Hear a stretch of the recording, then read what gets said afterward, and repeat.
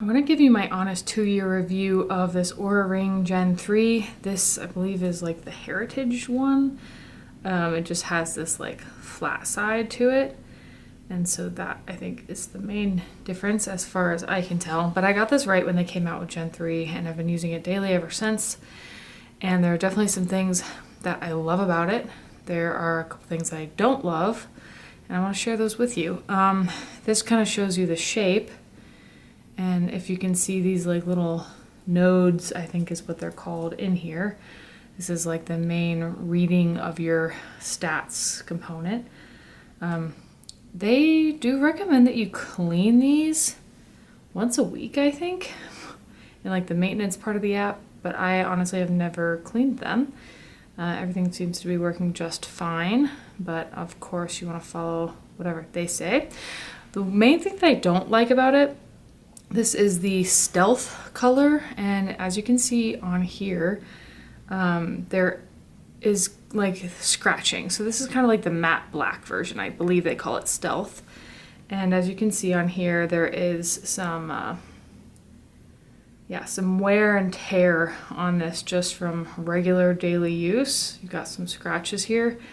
Honestly, it doesn't surprise me. I kind of expected it, but I went with the kind of matte black look anyway. But I did want to make you aware of that.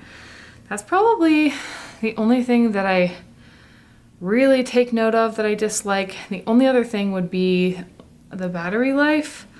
Just occasionally, I think it really does last like 5 to 7 days. And the app does a really good job of warning you, like, hey, charge your ring before you go to bed. I just sometimes forget. And so then it's disappointing when you wake up and you look at the app and your data is not there because your thing was dead.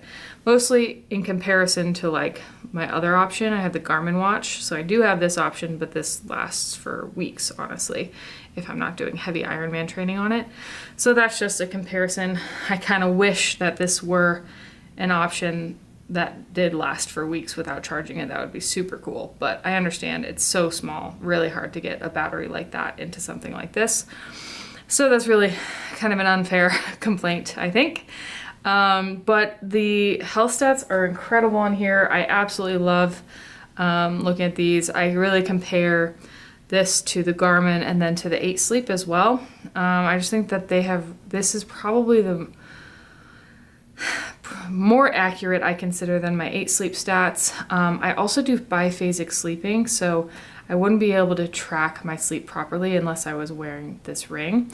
So I think that's really nice. It is kind of a bulky ring if you aren't used to wearing big rings compared to like my wedding band and stuff.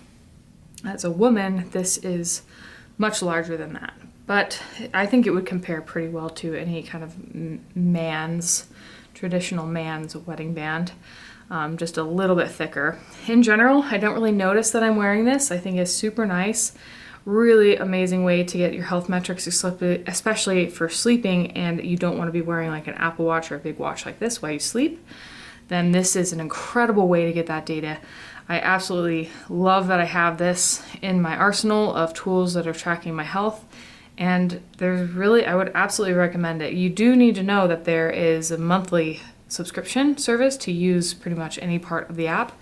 So when you're buying the ring, you are buying the ring, but you also have to pay a subscription to get access to the data, basically. So definitely something to be aware of. I guess that would probably be my third complaint, with it being as expensive as it is and kind of comparable to like a Garmin or something.